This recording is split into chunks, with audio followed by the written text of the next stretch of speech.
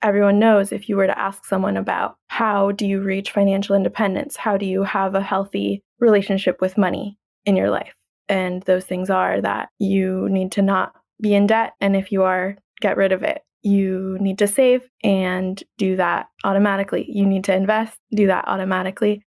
And you need to increase your income and spend less. Live with less money than the amount of money that you're making. You need to have goals. You need to be around people who feel similarly, who won't encourage you to spend ridiculous amounts of money. What does it mean to live a meaningful inner and outer life? And how do our personal finances fit in that? We tackle those questions and others in the School of Financial Freedom podcast. We talk about the role of money in our personal growth and spiritual liberation, the concrete math of budgeting and saving and investing, and how all this relates to the life you were meant to lead. Each episode is an interview with a former student of my online course, Financial Freedom 1, where they explain their favorite lesson and years later, what financial, behavioral, and spiritual impact it had on them. I'm Douglas Soy, founder of School of Financial Freedom, and your host. Glad you're here.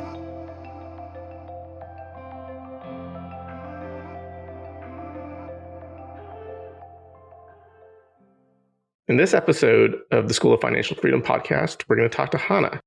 Hanna took financial freedom a few years ago when she was 25 years old, and 5 years later, she's bought her own house and she's on track for reaching financial freedom in about 20 years. We're going to talk about lesson 1.6, which is you know everything already. The basics of personal finance are pretty simple, like earning more, saving more, spending less. So we're going to talk to Hanna about why doesn't everyone do this? Why is she special? At age 25, why was she able to do this and most people are not? Stay tuned for this special episode.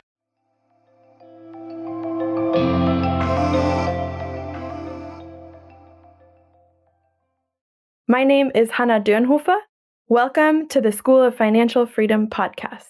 Thanks, Hanna. It's really good to have you. I'm super excited to have Hanna here today because, as you'll see, Hanna is one of the younger students that has taken financial freedom. What that means is Hanna is on her way faster to financial freedom than many other students. And it'll be super interesting to see her perspective on all this personal finance stuff as someone who was in her 20s when she took the course and a few years later, where she is now. So the lesson we're going to talk about today is lesson 1.6, You Know Everything Already. So Hanna, welcome. Thank you. Why this lesson? Why was this lesson relevant to you?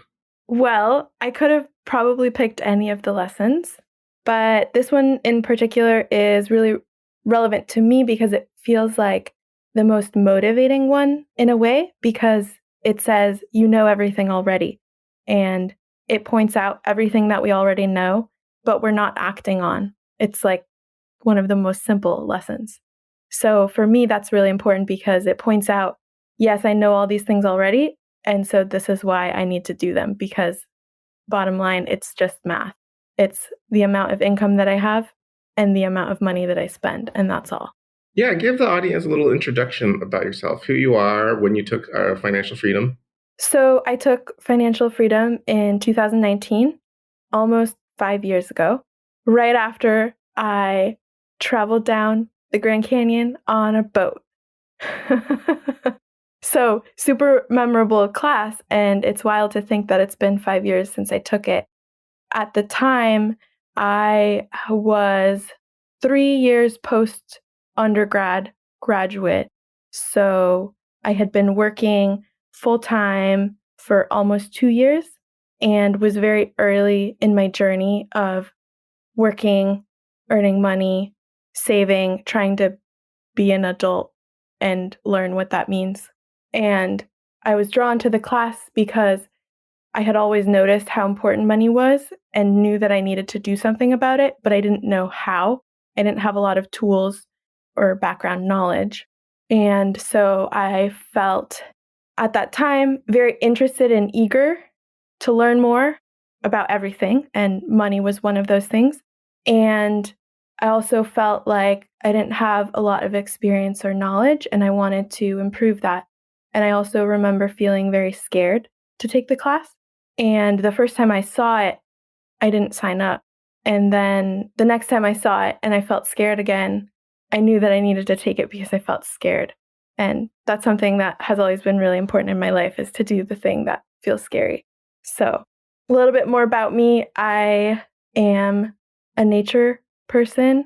My life very much orients around the outdoors and plants and just being outside and communicating with nature, listening to the wind, talking to the water, being surrounded by plants. And I also really care about community, being around other humans who I love and feel good with, and sharing together, building spaces together that feel good, and helping each other heal and get through the challenging things in life, and witnessing each other's grief and witnessing each other's happiness. And that is very much an orientation in my life, is being around people and thereby making each other's lives more rich and fulfilling.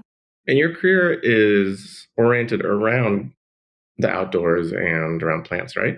Correct, yeah. So I am in the field of natural resources. I went to undergraduate studying biology, and I have been working in that field ever since I graduated.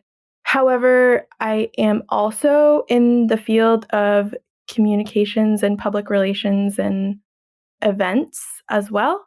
And so that has morphed a bit over time because of what I happen to be good at, which is engaging with people, building partnerships and relationships with community groups, and doing a lot of communicating, relationship building, running events, and making them fit the community's needs and what our partners are looking for. Yeah, it's perfect. It's the intersection of your two interests, which are nature and community. What I find interesting, I mean, this is the very first interesting point, Hannah, is that, well, like, there's this image of fire, the fire movement being a bunch of tech bros, right? Like, it's super easy to retire when you're young, when you make $400,000 a year. But unless unless I'm wildly wrong, natural resources is not an incredibly lucrative job. No, no, it's fine. It's totally livable, and that's all. So I would say I've gotten to the higher end of what is possible in this field, unless people end up in either executive director level roles, like really high level management roles, or the people that end up working for the Forest Service or other government, federal government, where there can be more potential for increasing your income over time. People get into the 100K range, like 100 to 150 maybe, but I don't know that anyone ever gets above 150 in this field. Well, so that to me is the argument for learning about personal finance and specifically this lesson, right? Like, on some level, it doesn't really matter. I mean, it's not totally true, but it doesn't matter nearly as much if you're making $400,000 a year, what you're doing with your money. But if you're making, you know, government wage salaries, these things really matter. Yeah, yeah, for sure. And that's been something that's really interesting for me to see, that I have really proven to myself throughout the 5 years since taking financial freedom, is that yes, it matters how much income you have, but also it only matters to a certain point. Like I see people with ridiculously higher incomes than me, and they don't own a house. They didn't buy a house at age 28. They don't have like a ton of savings. Um, they barely have any money, and they're making like $300,000 a year or whatever. So it seems like the mindset and the drive maybe are much more important, and those are things that I'm lucky to have. And also, I sometimes think about how if I switched careers, I could do this a lot quicker and more easily. Yeah, you bring up a really interesting point. Like, it doesn't matter if you make $300,000 a year if you spend $300,000 a year. What really matters is the difference between what you make and what you spend. Tell me about any major, and you just mentioned one of them, but major financial achievements that you've had in the last 5 years. Yeah, the biggest probably is that I have more than doubled my income from when I took the class. I was making like 34, 35K when I took the class, 33, something like that. Now I'm making a little over 70K, and that's a big deal. I also have a bunch of different retirement accounts and methods that I'm putting money away that is being invested and is actively growing that I didn't have before. I learned how to take advantage of the retirement accounts that employers offer. And I also learned about HSAs. That was really important for me too. So an HSA is a health savings account, and it's basically one of the only ways to not pay taxes on your money ever, which is amazing. Well, I'm thinking more specifically, you bought a house. Oh, yeah. That I bought a house when I was 28 years old by myself. And yeah, I have only ever seen people buy houses with other people, especially people my age. Oh, and it's rare even for people my age to buy a house, it feels like these days, because it's so expensive. Yeah, it's amazing what you've done in the last 5 years, Hannah. And yeah, it's really heartwarming to see. Like, I remember when you took the course, you made $34,000 a year. I was like, whoosh, like, I don't, I don't know what's going forward for her, but she's super motivated. And it's like to talk to you almost 5 years later and see where you are now. I'm just super gratified. I just want to let you know that. Thank you. Yeah, that's cool. That's cool to hear. I wonder sometimes what things are like from your perspective, because you've seen so many students come through over and over again, and it's really interesting for me to hear your perspective and your feedback. Yeah, I just want, like, you had a dream. I mean, to put it this way, you had a dream when you were making $34,000 a year for financial freedom. And 5 years later, like, you have a house and you're making twice as much income. It's just really heartwarming to see you at it. So, yeah, thank you for staying in touch. Uh, all right, let's talk about the lesson. 1.6. You know everything already. Tell us about 1.6. Yeah, so this lesson points out the things that are really obvious that generally everyone knows if you were to ask someone about how do you reach financial independence? How do you have a healthy relationship with money in your life? And those things are that you need to not be in debt. And if you are, get rid of it. You need to save and do that automatically. You need to invest, do that automatically. And you need to increase your income and spend less. Live with less money than the amount of money that you're making. You need to have goals. You need to be around people who feel similarly, who won't encourage you to spend ridiculous amounts of money. Yeah, it's about knowing these things and then changing your mindset and acting on it, because it's just math. It's just your income and how much you spend. And that's a really simple thing. Like that's not like there's no judgment about it or like anything to read between the lines. It's literally just how much money you make and how much of that you spend. So, Hannah, now that we get into some really interesting stuff, because I suspect you have a number of friends who know all these things, right? And they don't do them. Why? Yeah, why? That's a great question. One thing that I see a lot is that it's really hard to think about the future further than like a few months or maybe a few years ahead. I see that that is really hard for people. I also see a lot of fear and avoidance. Like, oh, this is a hard topic. I can't really imagine how this is going to be in the future. So just going to focus on the present or more the short-term future. And what else?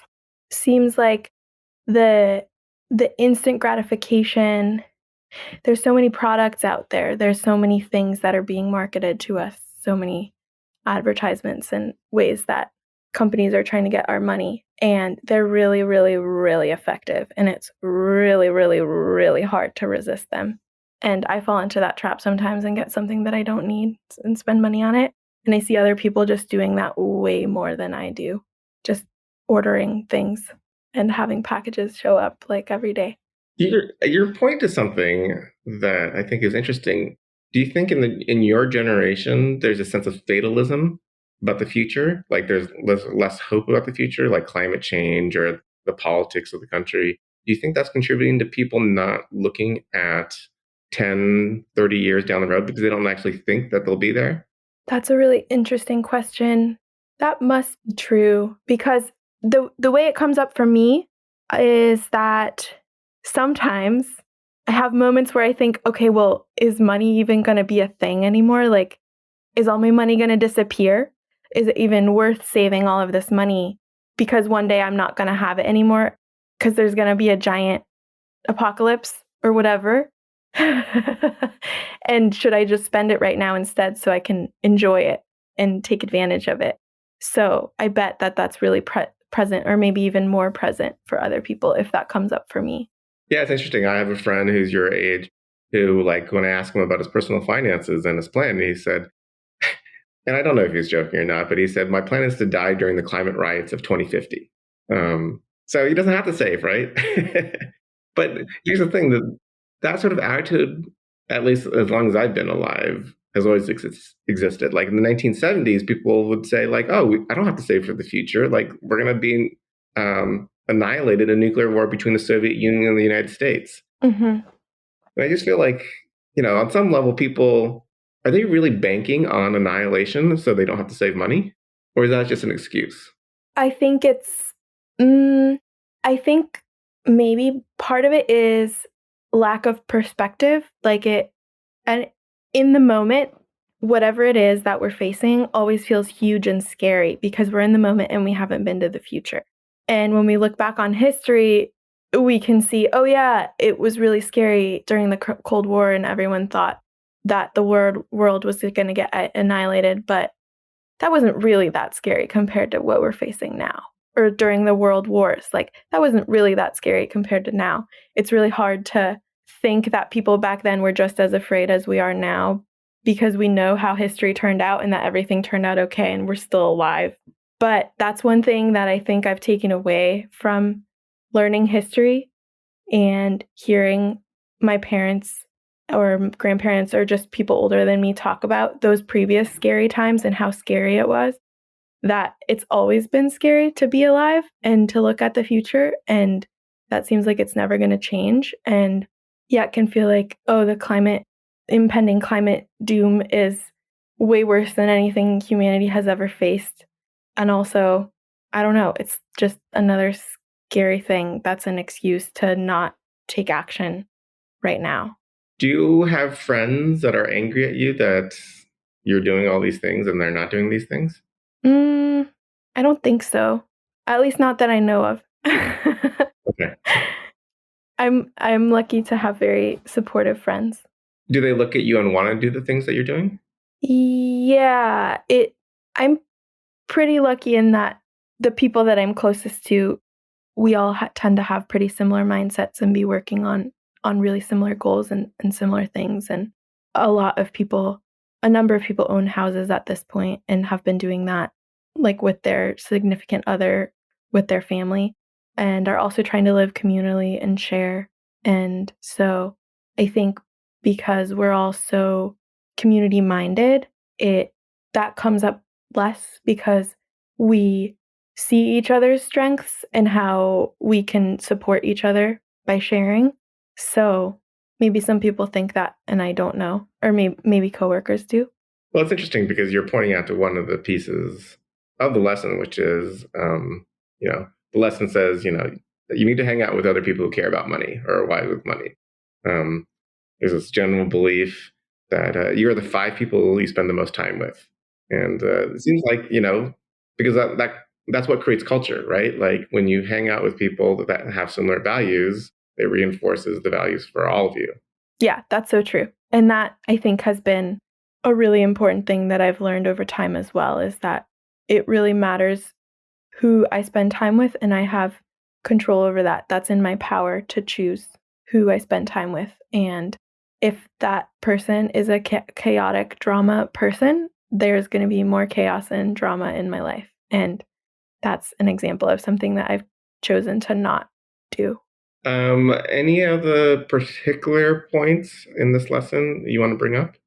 I think the biggest thing here that really struck me when I took the class was recognizing how simple it is, that it really just is the amount of money that I'm making and the amount of money that I'm spending, and that's it.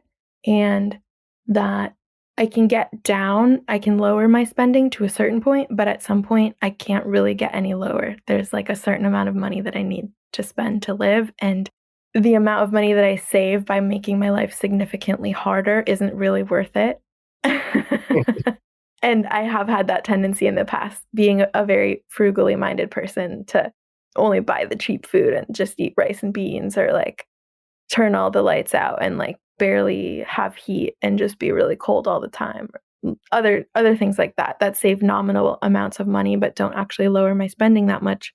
So that was really important for me to recognize, to know that, okay, it really does matter how much I make, and it's literally just math and my future. And that helped me to have some ease or understanding that it's not bad to make more money. Like, that doesn't make me evil or like a bad person because of how much abuse of money and power I've seen, and that I don't want to be associated with that. I don't want to have a part of that. But the only way that I make a difference in my life is by making more money, because it's that simple.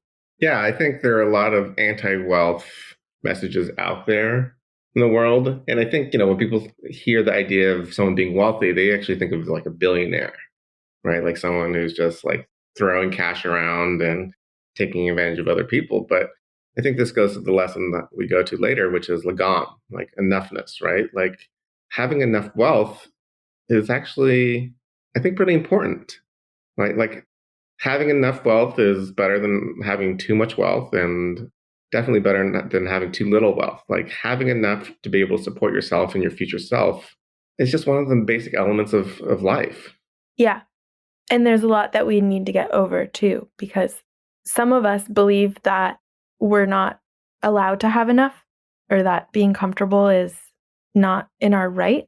There's like a lot of baggage, I think, that comes up here that is so intertwined with money.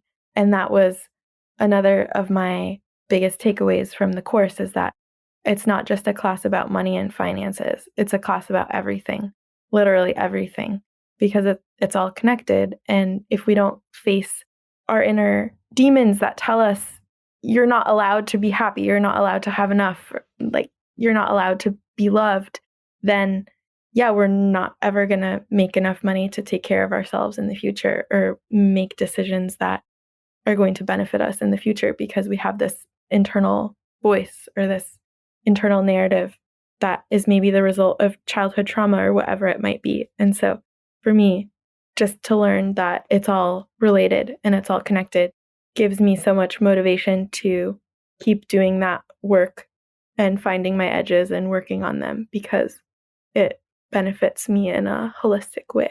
Yeah, I love that, because I've always said that personal finance, or moving towards financial freedom, is its own path to personal growth, because you have to face all the places that you don't want to face, right? Like you have to say that I deserve this space and I belong here. And sometimes it's really hard to say that.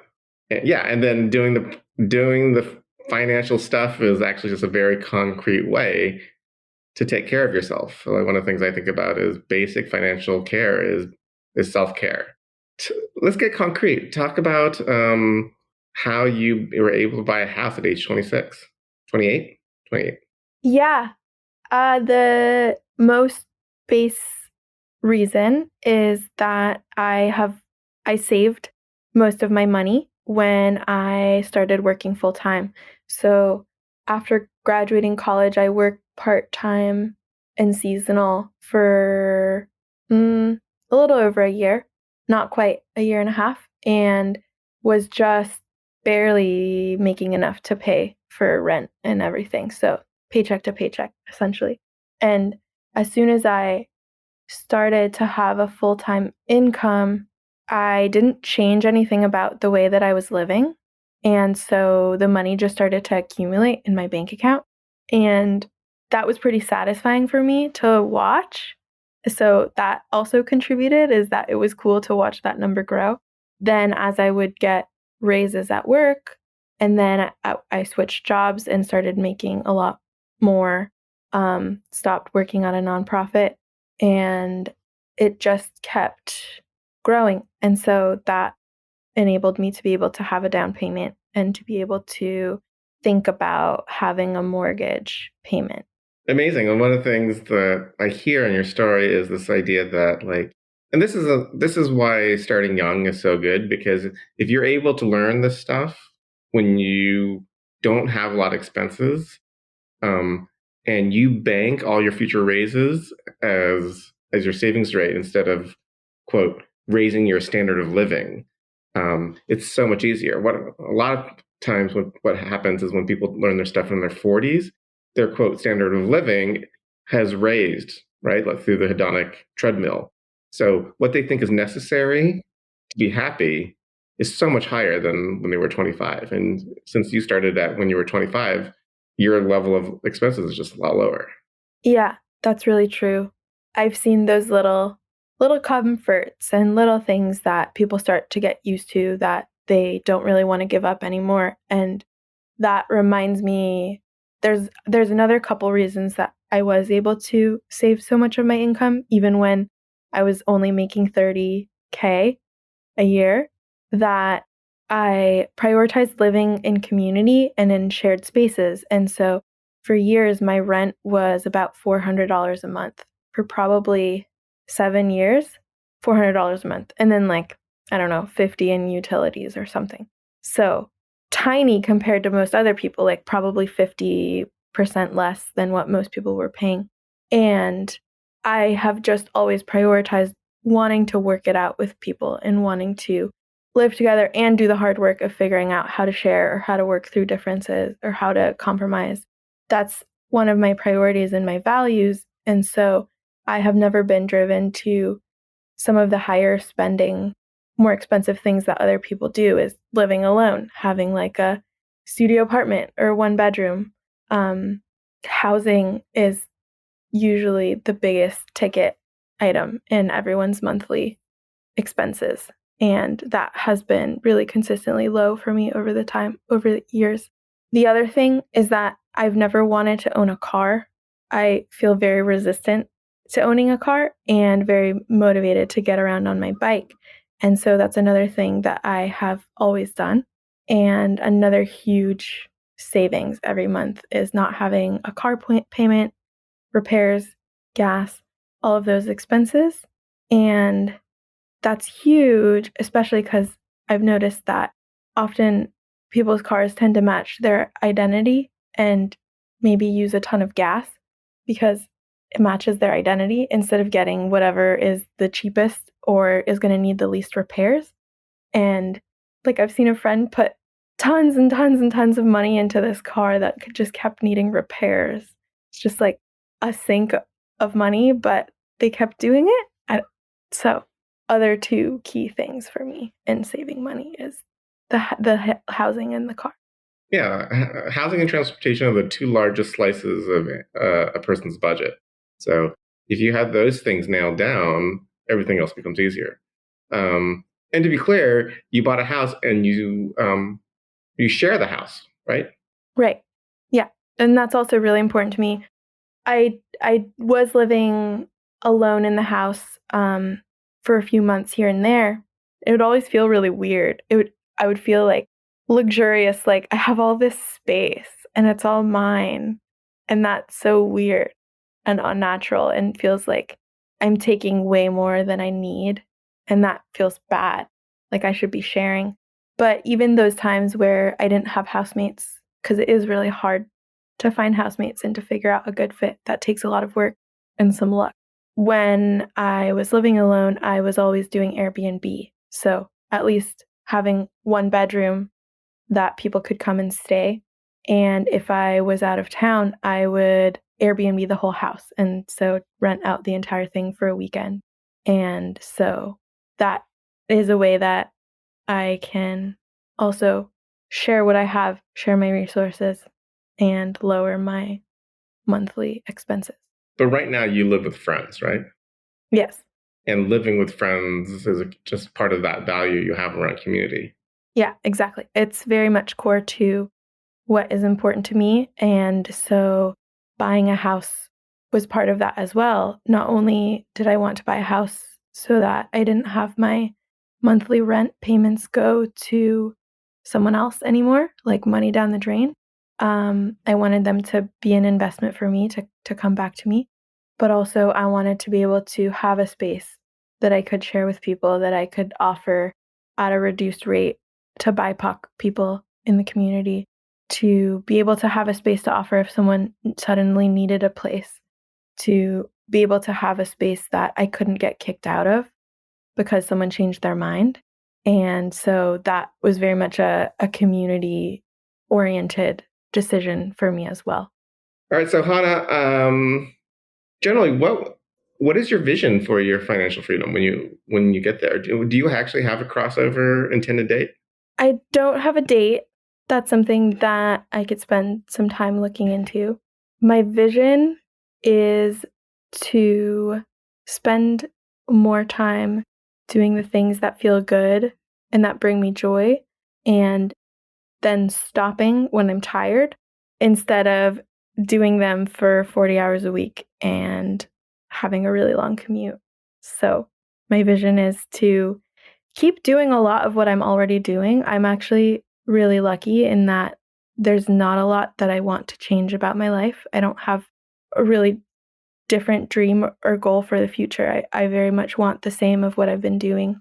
And that helps, I think, with all of my daily decisions, is that it feels like I'm already where I want to be. I'm just working a little bit more than I want to be. So my vision is to very much keep doing similar work to what I'm doing right now for work, which is connecting with the community and meeting their needs by connecting them to nature and helping that improve communities' health and togetherness and day-to-day experiences, but not being beholden to an employer and their stupid rules and needing to show up 40 hours a week, and then having more time to spend in my garden and working on projects around the house, and more time to spend with friends doing the things that we like to do together. So you've been doing this for 4+ years. What's worked and what hasn't worked?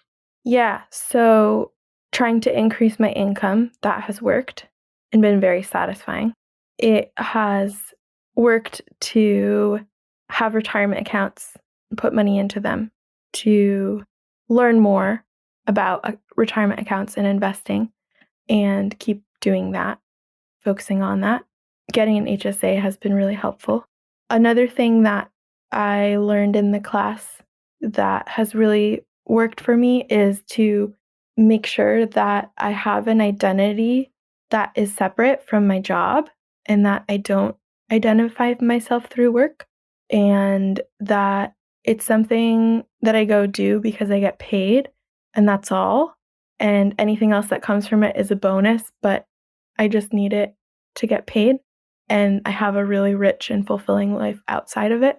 And yeah, just having that goal to keep saving and keep investing and feeling motivated to be more financially secure, that really works for me and drives me. Anything hasn't worked? I've never really been able to budget. Not before the class and not after. It doesn't work for me to decide, okay, this is the amount of money that I can spend in this category every month, and I can't go above it. Or if I go above it, I have to spend less in a different category. It's really tedious for me. It doesn't really work. Maybe it's because I am naturally a very frugal person. So I'm you're not sure. underspending anyway. Yeah, yeah, often. I don't know, groceries have gotten really expensive. Yeah, for me, what works is just really having values that I don't want to waste things. I want to use up everything. I only want to get something if it's going to last for a really long time. I want to get things used secondhand, try and keep things out of the landfill. I think just those values work for me much better than budgeting or having an arbitrary number. Well, it's interesting what you're pointing to, Hanna, which is, first of all, you have a money vigilance script. So, and I suspect that money vigilance script is the easiest to get to financial freedom with. No surprise, right? But you also have other values involved, right? Like environmental values, and your money, your life originally was not about do what you want and not having to work. I mean, that was part of it, but Vicki Robin thought if people actually did this thing, if they desired not to work, we could actually save the world. And it seems like you have that strong environmental ethic within you. Yeah, I do. I do. And so do my friends. And I really wish that was true for more people. Yeah. And Vicki Robin, she said the great sadness of her life is your money, your life didn't become the book that saved the environment. Yeah. It's really sad that more people don't live this way. But for me, it's really important to live this way and be an example to other people. And I hope that can make a small difference at least. And I have seen it make a difference in the interactions that I have and the people that I know. All right. Last question. You've taken financial freedom 1.5 times. What's your pitch for it to people who've never taken it? Why take financial freedom? For me, it was life-changing, and that is because it taught me how everything in my life is connected to money, and it taught me tools of how to face that, how to start doing the personal work to feel okay about it, and how to start teasing apart the different ways that all of this shows up and is related to my childhood, what my parents modeled for me, things that I learned and experienced when I was a kid that may have impacted how I feel about myself in the world today, things passed down from my grandparents, intergenerational things, historical things. It wove everything together and also gave me the opportunity to find understanding and acceptance for living in the system that we live in with all its challenges and drawbacks and ways that it harms people. At the end of the day, we're in this system and we can work to get out of it and to live in a better world. But first, we have to accept where we are and accept that there's only certain ways that we're going to get out of it. And those might not be ideal, like investing money in a place where it feels like it's harmful.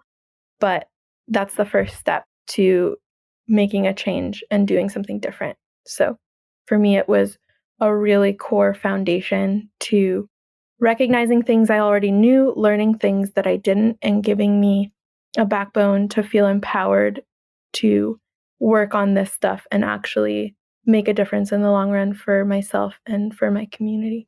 Well, thank you, Hanna.